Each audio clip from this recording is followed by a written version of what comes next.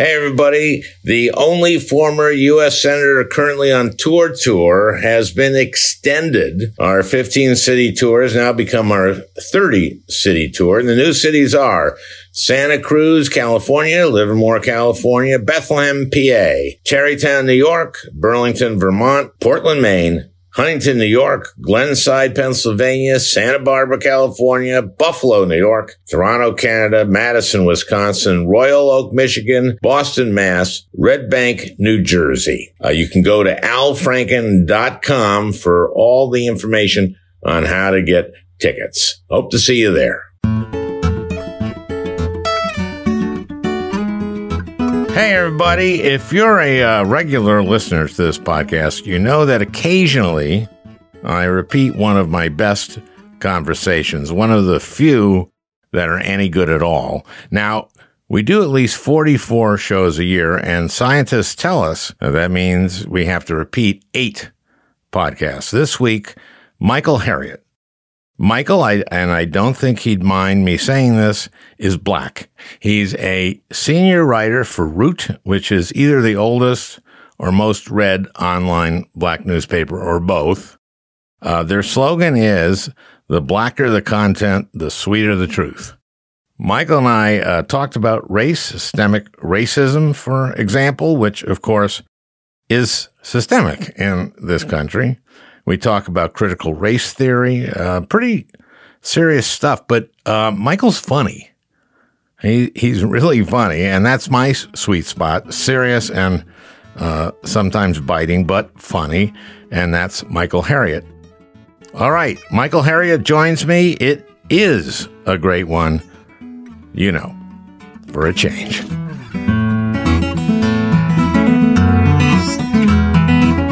I want to start off by asking you, did you watch Biden's speech to the joint sessions, and then did you watch Tim Scott's response? Yes, I watched both of them, and I thought, Biden, he gave a presidential speech. One of the things that we forget about presidents, and that the job of the president is that it is a job that really doesn't have as much power as we give it credit for having. We think the president can manifest something in his mind and make it come true. And that's kind of not how it works. But I thought it was a decent speech. And I also saw Tim Scott's speech. I am actually from South Carolina. So, okay. I am familiar with Tim Scott. My mother lives probably 10, 15 minutes from where Tim Scott grew up in North Charleston. My mother lives in a little town right outside of North Charleston called Monk's Corner. So I am familiar with him. And I thought, that part where he said America is not a racist country was asinine. But I think, one of the ways I explain it is that there is this very confined definition that a lot of people have of racism that allows them to believe that America is not a racist country. So for a lot of people, racism has to be intentional and malicious. And so regardless of the outcome, if they don't have the intent to harm, the intentional idea to harm a person when they're doing something, then to them, it is not racist. And if you live by that confined definition of racism, then I guess you can say that America is not a racist country. Maybe. well, let's get into that, because all of that, the predicate of that, then maybe you could say it's not a racist country. But before I do that, Kamala Harris, Vice President Kamala Harris, was asked a few days later, I guess, in response to that, is America a racist country? And I felt she was kind of on the spot, because you're you're the first, black Vice President of the United States, and your response was going to record that response and then play it back. And she just said no, which I felt like she could have said more. She could have qualified. She didn't have to qualify the no or the yes. She could have responded in a different way. If you had been her, how would you have responded?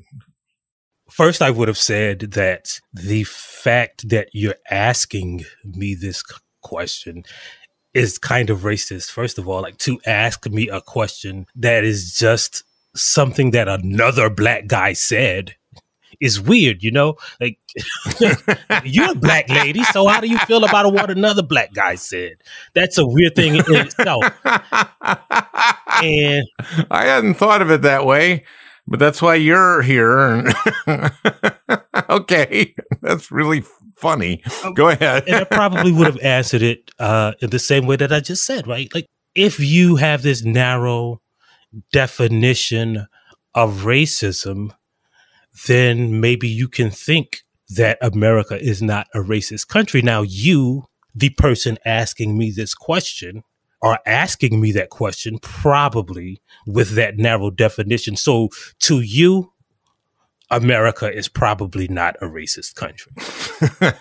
Okay. See, that to me is both. That would have been very diplomatic for her and also helpful for people, right? And that would have gotten coverage. Right. I think it would have too. I would have, maybe given an allegory of something like, I don't like, I don't know, chocolate, for instance, right?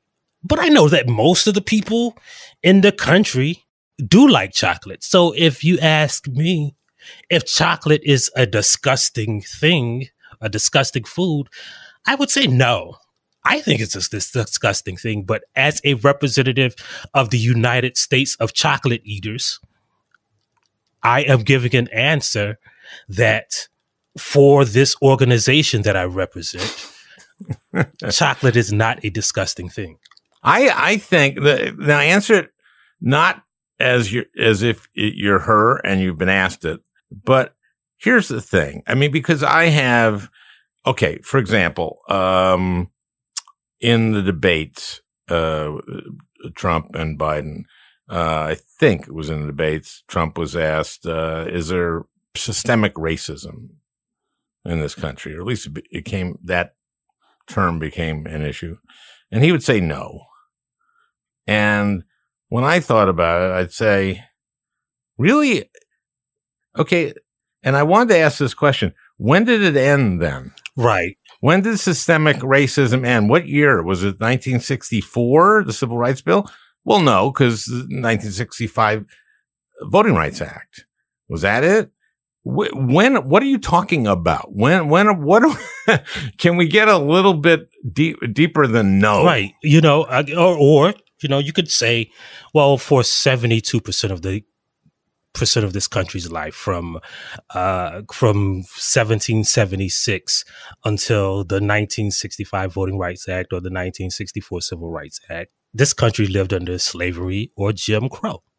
So it was a racist country for 72% of the time. Now, let's say America was a person and that person had killed someone. Would you say that person was a murderer? Even if he'd served his time and had gotten out of jail, is that person a murderer? Yes, because, it doesn't mean that necessarily that he is going to murder someone, but it means that he is, like, the things that he has done is a murderer. And that's kind of how racism it is. It doesn't matter the intent. In fairness, the question was, is it systemically racist? Is it systemically racist? I mean, there's no question that it has been. And that's funny that you accepted my 65 Voting Rights Act, which is kind of ridiculous. So if you're asking, is it a racist country, right? So, or is it systemically racist? Or is it systemically racist? I would ask for the person who asked that question to name an institution in America that doesn't have racial disparities. Because we're going to argue and go back and forth all day about what racism is and how you define racism, right? So if you talk about the criminal justice system. Well, there's no question. So how about the financial system, right? So how about the political system? Do black people have access to the polls that white people have? So how about, any institution in America? The military. Right. Let's talk about the armed services. I think that's the most, and I was really, taken with the fact that there are a number of white military people who were involved in January 6th, who were involved in that, because my observation, and this is just from doing a lot of USO tours, I did 7 of them, so it's not really, but it seemed like the most integrated, the most functionally not racist organization I've seen. Right. And that is also true. So two things can be true at the same time. And I think one of the things that we have to dismiss is the notion that being around Black people or being in an organization that is integrated and diverse somehow dismisses or wipes out racism. Because if it is in every fabric of our society and every institution in our society, just by the fact that this one population of people in America is more diverse than the other populations doesn't mean that it is fenced off from the rest of American society. Of course not. Right? Of course not. And if you look at any law firm, right? If you look at any investment banking, Heather McGhee in her book, The Sum of Us, brings up a perfect example for me, which is that if, they've done research on this, and if you apply for a job and your name is Demetrius, you get called back for an interview less than, Steve or Andy. Right. And which is Some of Us is a great book. And I've talked to Heather McGhee about it. But, my only qualm with the book is that I wish that I had written it. It's a beautiful book. It is. The way she makes it personal, the way she explains things as an economist. And my background is as an economist also. And this is one of the things that I used to teach a class called Race as an Economic Construct that used the principles of economics to teach race and the history of racism in America. And so I'm just jealous of Heather McGhee's book. That's it. You see this. Okay. So that's just getting jobs, right? That's, and you still see that, we're changing in many cases for the better. There are elite schools that are going like, holy crap, we just had white people here and we got to change that, right? So some people are beginning to get some enlightenment, I think so too. I think, one of the things that, as I said before, like, we're moving in the right direction. But I think that can also mean that we're not in the place that we want to be, right? Even when we talk about the founders, they acknowledge that we want to make a more perfect union. So to say that America is racist is not anti-American. It is actually acknowledging the thought of the founders that we got to keep creating this thing that is more perfect. Absolutely. Absolutely.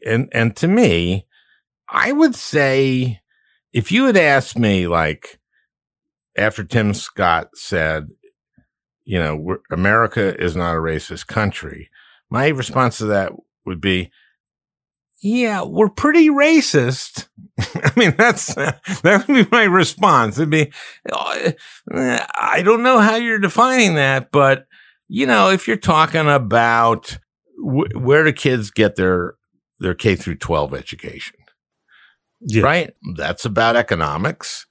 And the economics of that is if you go to elementary school and high school in a predominantly Black neighborhood in urban America, you probably don't have the same high school, same experience as maybe someone in a very wealthy suburb, right? Right. And as an economist and as a person who lived in America, I'm often careful to point that out. That, like, when we bring up those statistics, a lot of people assume that, okay, we're talking about a small percentage of Black kids who go to this segregated schools or unequal schools.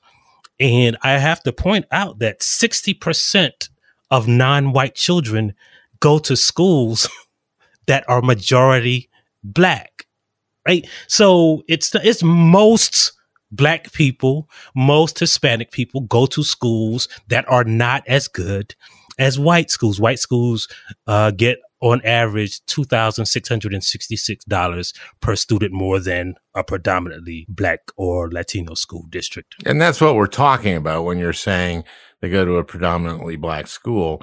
You're talking about funding. Right.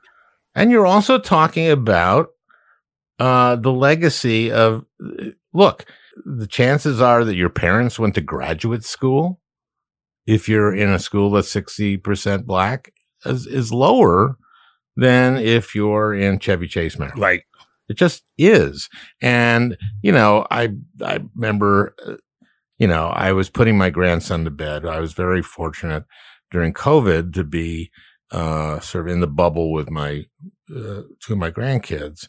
And I remember we're reading a book. He's 7 years old, and it has it's a Dr. Seuss book, and it has the drawings of the organs. And he says to me, Grandpa, I'd have to assume that there's some kind of tube between the kidneys and the bladder. And I went, all I could think of is, both his parents went to graduate school. Right. and there's some data which is that a kid whose parents went to graduate school will hear 3 million more words by the time they're 5 than a kid whose parents didn't go to college. And that is an unbelievable advantage. And that has to do with legacy going way back. Right. It does. It has to do with, first of all, most of those schools, those graduate schools, those colleges, we couldn't go to until after I was born, right? After you and I were born, right? So as it is, we had Paul Tuff on, who's written about sort of the elite schools, and it's still way biased toward alums, toward people can afford SAT tutors. I mean, you just look at who is going to those schools, which, these schools like Princeton and Harvard, they have endowments where if you can't afford to go, boom, you get the full boat. Right. So that on that score, they're great. But you look at who their students are, and there's a difference between, say, Black, Latino, and, say, Asian. Yeah, and I've written about this, and I write about it from the economic standpoint. So if you look at this, so there's a great study that came out, I think in 2019, that measures what they call ALDC. So there's 4 different ways that people kind of get exceptions into getting into Harvard. This one specifically looked at Harvard, right? So if you are a child of a person who works at Harvard, you can get an exception. If you are an athlete, you can get an exception. Well, it's not an exception. It means that you're held to slightly, right, not exactly the same high SATs or right, that kind of thing, right? And it what happens is we think, well, those exceptions go to my Black and minority students, when actually they don't. The vast majority of people at elite schools who get, for instance, athletic scholarships are white, right? We think of the football and the basketball team and forget about the lacrosse team and the soccer team and the crew team and the golf team and the tennis team, who that's disproportionately white. And then, the staff and the professors are disproportionately white, and the people who gave big donations, who also get an exception, are disproportionately white. And so what you have is a small group of Black people and Latino people and Asian people who got in on what white people call affirmative action. But those students are still among the highest performers in their school districts, at their schools. And you got a bunch of mediocre white kids who just got in because they knew somebody. And what happens is the excellence of those Asian and Black and Latino students, they supplement the school's reputation for the white kids who just knew somebody. So it's not that those schools are disproportionately white, is that those white students who graduate get the benefit from having the smartest Black and Latino and Asian kids attend the school, because those students worked harder and the white students just knew somebody. Well, it depends exactly what we're talking about. It's hard to get into Harvard if you're anybody. Right. I mean, legacies it helps. But Yes. those kids, it's crazy now. Right. It's crazy hard, and they could take an entire class of just kids who got 800s on right. And all their SATs. And the other thing I often point out is like you're thinking more of like Trinity, right? So and the other thing I also often talk about is like if you're going like I think there's a misunderstanding of how affirmative action in those schools work. Any school, not just the most elite ones, and that they think that if a black kid got in, they got in because they didn't achieve in high school. And what it is let's say it's the University of Texas, which is a great case, is the Amy Fisher case. If the standard SAT score that for students is a 1200, the black kids still got 1200 on their SATs. It's just that they didn't compete against the white students who got the 1300, right? But if you look at it holistically, a black kid who attended an underfunded school with what statistics say had smaller libraries, teachers use fewer words, they have fewer resources, and they got a little bit less, but still above the standard of the school, but they got a little bit less than the white kid who got SAT tutors, who went to the best schools, whose parents went to graduate school. They kind of, even though the SAT score might be a little less, they kind of achieved more, right? Absolutely. Let me give you, I mentioned Paul Tuff's book, and he was a guest on this podcast, and it's a really interesting book and interview. But they did a thing. What they did was, and I mentioned Trinity because of this. So one year they got a new admissions director who had gone to an inner city school and did not get into a great college, but then graduate school, got into like Berkeley, and then got his PhD at Harvard. Now and he said, we're not going to have SATs and ACTs. We're just not going to have them. We're going to do that blind. And so as a result, he picked a different class. Now they still, because Trinity doesn't have the kind of endowment that Princeton and Harvard does, they still had to take some kids because of money. Right. They needed the money. But so they get this class, and because of that, U.S. News and World Report, because they don't have the SATs to judge by, they lower their ranking. So they go from like 34th in the U.S. News and World Report ranking to 43rd. Okay. And so now the trustees at Trinity are freaking out because basically college admissions directors at high schools now tell you, apply to a crap load of schools. There's a uniform, application, and then go to the one that's highest ranked on the U.S. News and World Report. And then you're continually ranked as a school by how low a percent you can of kids you admit. So now the trustees are freaking out. The faculty wrote the trustees and said, please don't change this. This class is so much better. These kids are so creative. These kids are so smart. These don't do it. And of course, it was a much more racially diverse class. And yeah, you're right.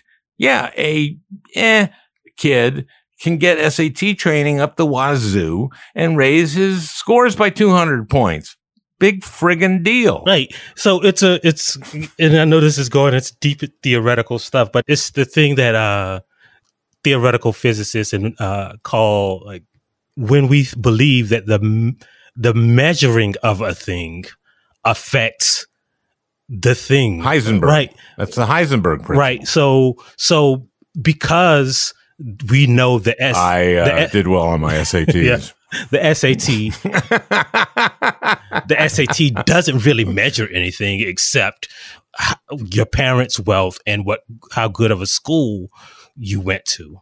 But when we use it to rank these schools, then it perpetuates that same disparity in ranking, right? So the more racially diverse college classes, they get ranked lower because they didn't perform as well on the SAT, which is already biased, right? So this is some of the things that we're talking about when we go back to the original question of, is America a racist country? I remember once I was working like at a place that built boats in my hometown, right? It was, and I just happened to have conversation with the guy who owned it. And he asked me, why was there a perception in our town that his company was racist? And so I was raised in a town where there were two high schools, a black high school and a white high school. And they were basically just, of course, remnants of segregation, and they were neighborhood schools. And so the white high school had a career academy that was partially funded by his company. And if you worked in his career track at that company, you would almost automatically get a job at this boat company.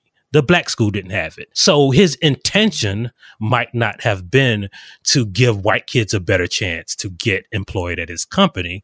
But the result was that he had a racial disparity because white kids had a better chance to get hired at his company. And it doesn't, and my point is that sometimes the intention doesn't matter. The outcome matters because it is impossible to measure what someone has in their heart. It is how their feelings and how their actions manifest themselves in the real world in relation to others that determines whether something is racist or not.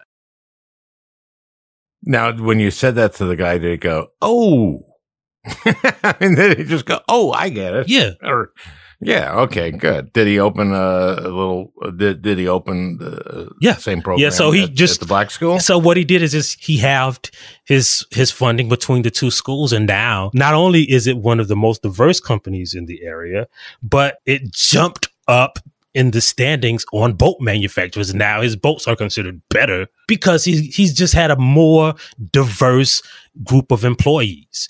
In other words, oh man, Michael, you made a difference. Yeah. So in other words, so when you have one group of people who all learn the same thing, trying to figure out a problem, they're all going to come up with the same answer. But when you have a bunch of different people attacking that problem from different perspectives, they get a bunch of solutions and then they can choose the best solution. And that's why diversity matters, not for some egalitarian principle of, oh, well, let's just be not racist because it's better for society. It actually works. It makes the thing that you're making better. Well, this is what Heather's book was about, which is basically that white people are sold that anything that's good for black people takes away from them. Right. It's a there's zero-sum principle. Game. Yeah. And the fact is that we all do better when we all do better. And that's exactly that boat company. Yes. Yeah. So there's a couple of things I wanted to ask you. You wrote a terrific article about the Tulsa Massacre or the Black Massacre in Tulsa a century ago. I wanted to ask you about that and about why really did we just hear about this, or most Americans just hear about, really? Oh, wow, that's bad. Whoa, I didn't know that. And then the other ones, there's other, and also we massacred Indians in Minnesota. My family was in Krakow. I mean, we were in Europe. And that's why we shouldn't pay reparations. And I want to get to that. I want to get to reparations and sort of this idea that if you were in Krakow until, or in Belarus or wherever your family was from until, 1902, well, then I had nothing to do with slavery. And, I didn't benefit at all from, racism, since 1902 because I'm white and didn't have any advantages. And so I shouldn't pay any reparations, but I tell you who should. People own slaves who you can prove own slaves.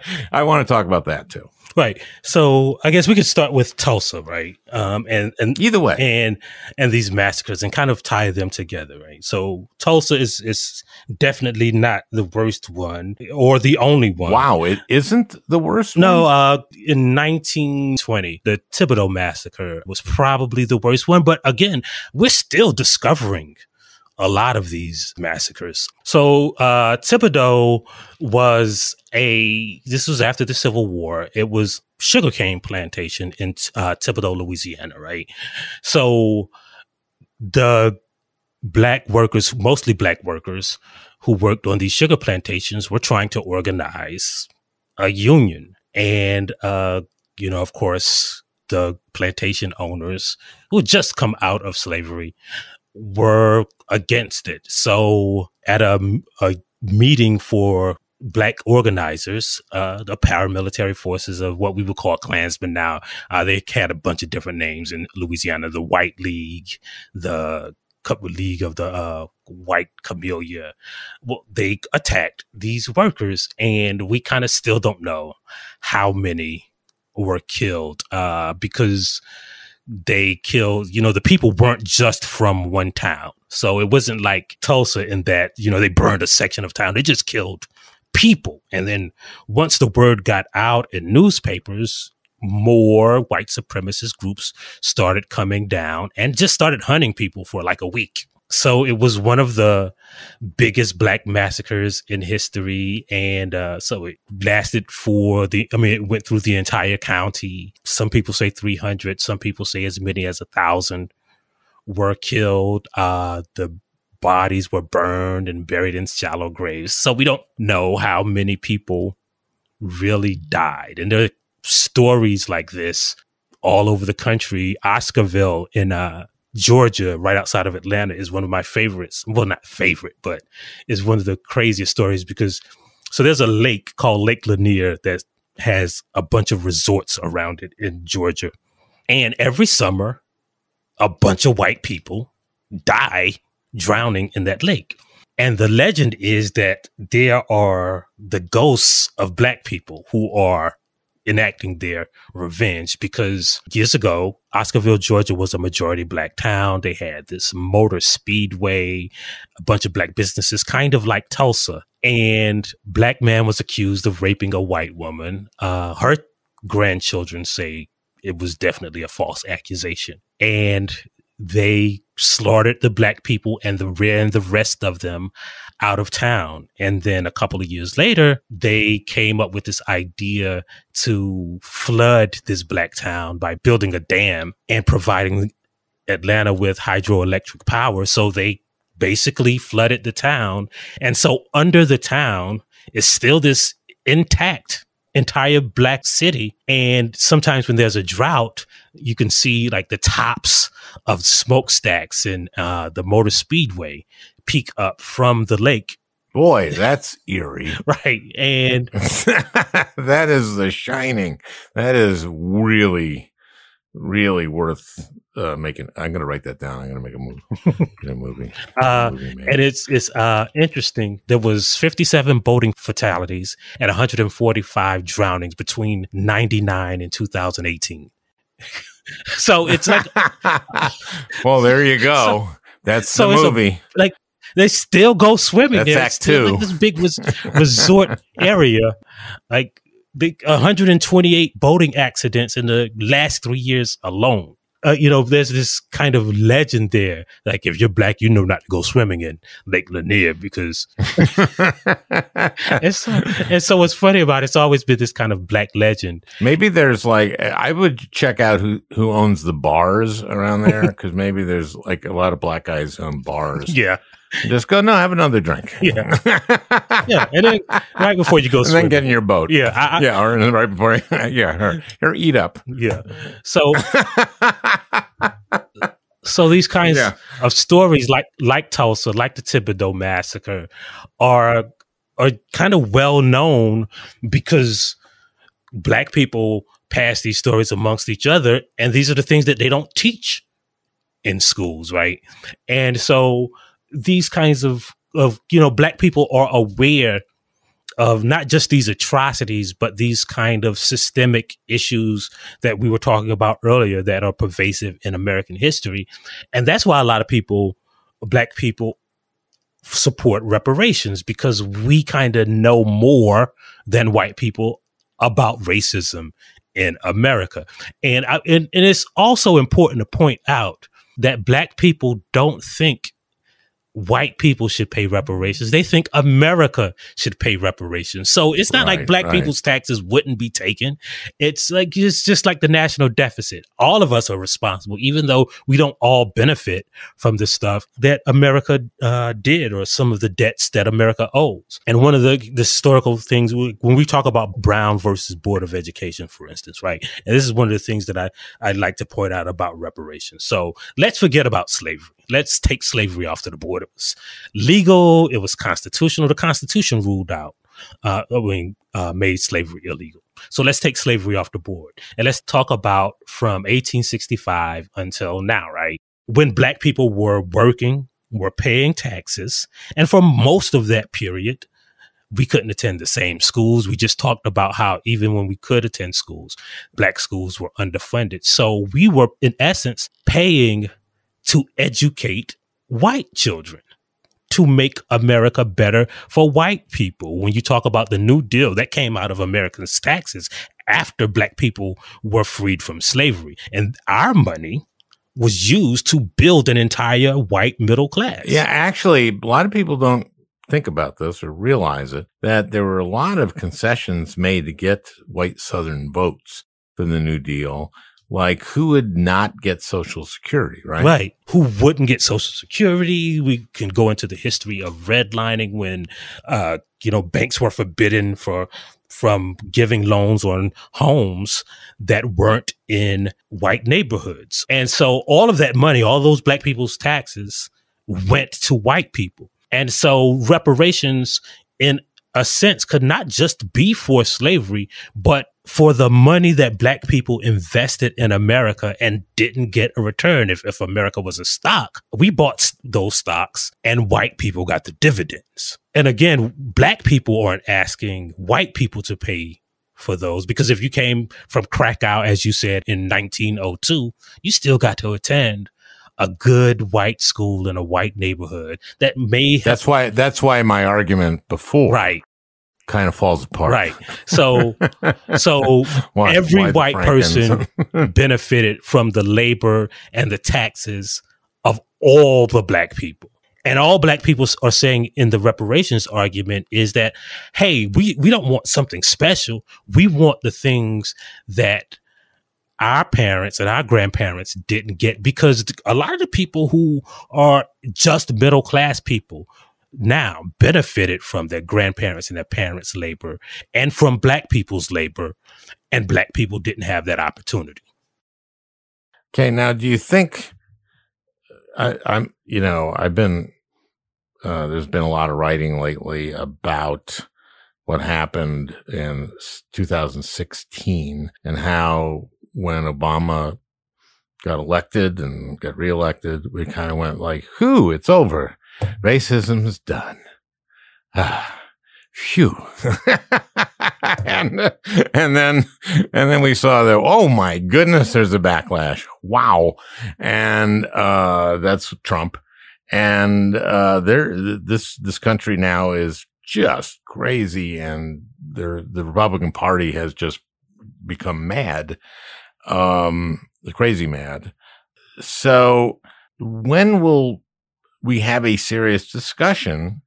How many decades from now? I mean, we need to start now, or we need to have started, and we have. When do we really have a real chance of seriously addressing that? I think we're starting to address it now.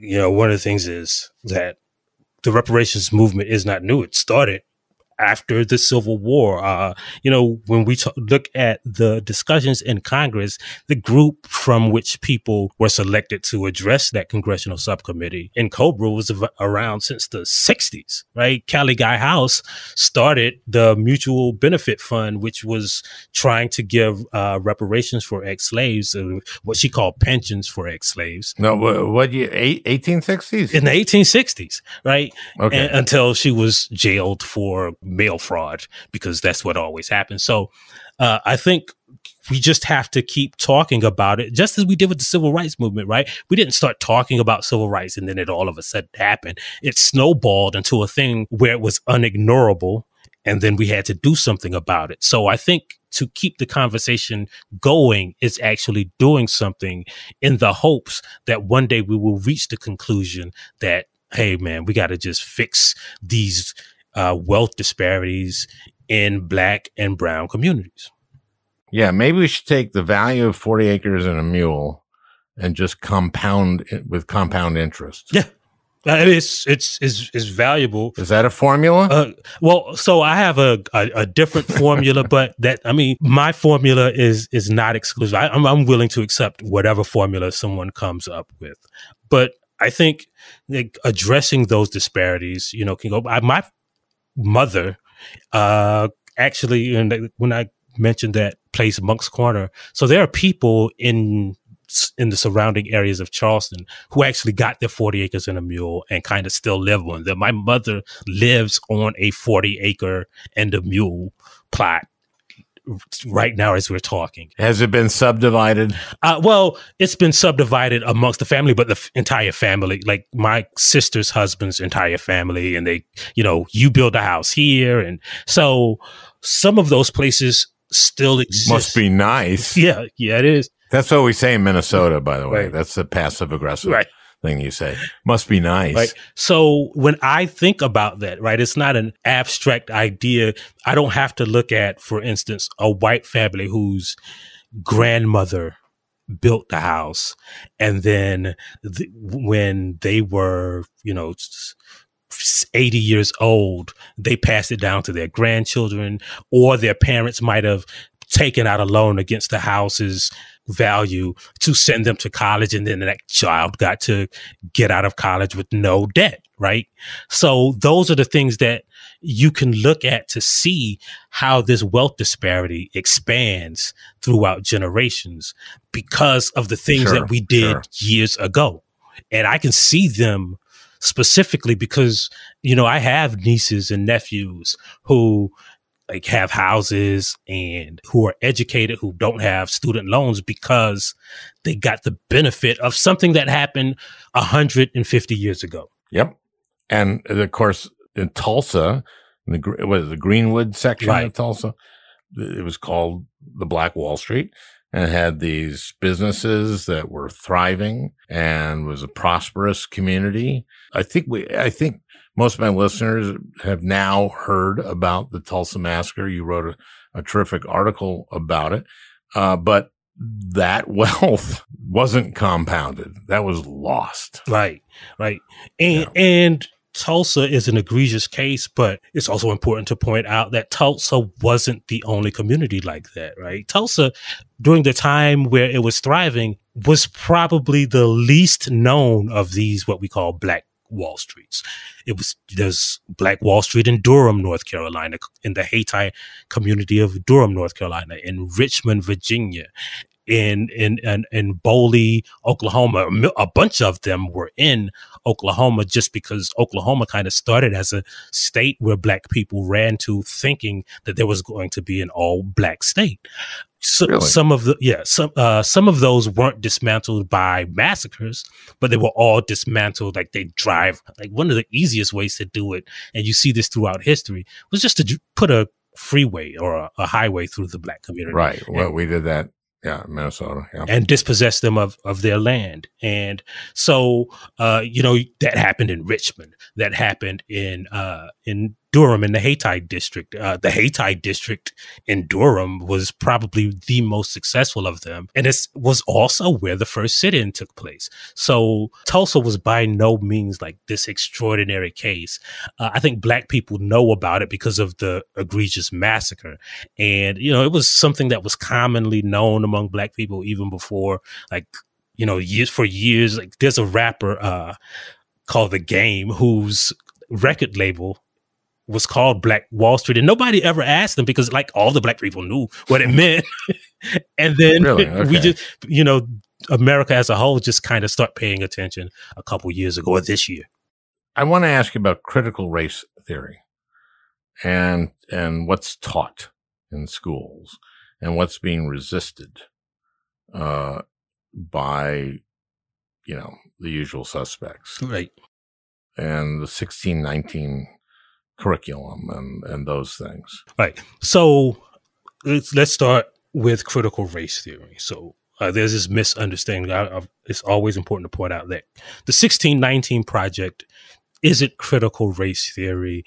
It is a product of critical race theory, just like teaching, like if you have a computer class or a class about, I don't know, Microsoft Word in your school, you're not teaching computer engineering. Critical race theory is a complex thing that produced the 1619 Project, but to teach the 1619 Project is not teaching critical race theory any more than to teach someone how to use Microsoft Word is teaching computer engineering. So critical race theory was founded in the 80s by, one of the persons who is credited with being the creator is Derek Bell. So he had this idea. He was teaching a law school, and he had this idea that, hey, if we're going to use the law to dismantle racism, then we have to understand how the law has manifested racism. So if you're looking at, for instance, the Constitution, you have to understand that, a quarter of the people who signed it were slave owners. So if the people who created this country, who created this thing, had racist tendencies, however you want to count slave owning, then it makes sense that this racism manifests itself in the law. And we have to look at that through if we look at the law through the lens of race, if we look at America through the lens of race, if we look at history through the lens of race, then we will see how we got to be where we are today. So in American schools, we learn history through the lens of whiteness. And this is something that I didn't realize until a couple of years ago, because I was homeschooled until I was 13 years old. And so I learned history just in my mama's house. And so I only had a revelation a couple years ago when I realized that, so we learn about George Washington and Thomas Jefferson and the noble founders. And then like years later, we learn about slavery and racism and Jim Crow. And so it's hard to reconcile those two things, these noble founders and this idea of racism being pervasive, if the foundation is built on the idea that these guys are good guys, right? So what the 1619 Project would say is that America at its beginning was almost a failure until slaves showed up. Right, until they got free labor. And there's no other way to explain it, how America became an economic superpower so fast, right? Other than they had 4 million people working for free, right? So if you explain America that way, then you don't necessarily hate America. You just see it from an objective perspective, right? You don't say, well, these people, George Washington hated black people. Nah, but you understand that, I understand why he was protecting this institution that we now consider racist, because it was a way to build this country into an economic superpower. And slavery at the root was white supremacist, because white people were the only ones who got the benefit of it. And so people have conflated the 1619 with critical race theory, I think, because it just has the word race in it. But no teacher is teaching this complex legal and social theory to sixth graders, because it's just too hard to understand, right? Right. But it's easy for, Ron DeSantis to stand in front of a bunch of white people or to go on Fox News and say, critical race theory is teaching your kids to hate America. Now, it is possible that if you know the real roots of racism and you know how racism has manifested itself throughout American history, you might say this country's kind of racist, right? That might be a byproduct of just learning the truth, right? Like if you have been bitten by a dog, or if you know, hey, this dog has bitten 17 people before I reached out my hand to pet it, you might be like, oh man, this dog is kind of crazy. So the 1619 Project, or the curriculum, is just teaching our history. Right. It's just teaching our history. Now, a lot of people object to the perception that, well, you know, the premise of the 1619 Project was like for black people. That's important to remember, that America began in 1619. Well, if you go into a regular history class, we teach American history from the point where white people showed up. So ask a Native American if the regular history of America is racist, or it teaches you how to hate Native Americans because it starts with when white people showed up, right? And that is the point, right? A perspective in history that we've always been taught has been the white perspective. And to say that the 1619 Project is racist is to also say that all of the other history views are racist because they only start from when white people showed up. Yeah, well, usually, people say America began in 1776. Right. But actually, if you're taking that tack, it would have begun in 1783. Is that right? Well, it depends on, again. It depends on the Constitution. I don't know. Yeah. But the point is, we did have the colonies. We did have, and we had slavery for a long time. Yeah. Long time. Well, thank you, Michael. Keep up the great work. Everybody should be reading The Root. You'll learn a lot, and you'll have a good time. That's a lot of kids write that from camp. I've learned a lot, and I've had a good time, Mom and Dad. But you will if you read The Root and Michael Harriot. Thank you, Michael. Thank you for having me. Pleasure. Well, I hope you enjoyed listening. That beautiful music is by Leo Kottke, the great Leo Kottke. I want to thank Peter Ogburn for producing this podcast. We'll talk again next week.